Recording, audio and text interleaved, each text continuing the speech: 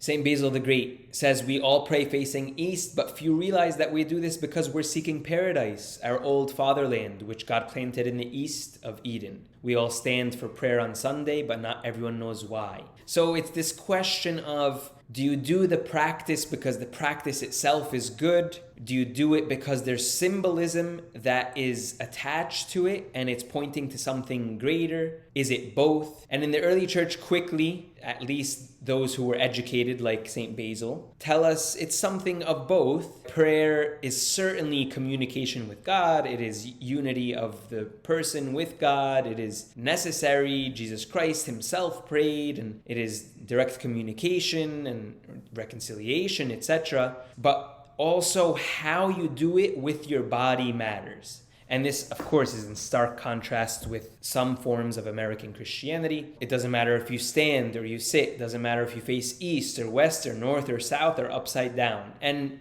there's always this obvious acquiescence. Certainly, you can't say if you face the west, for example, that God doesn't hear you.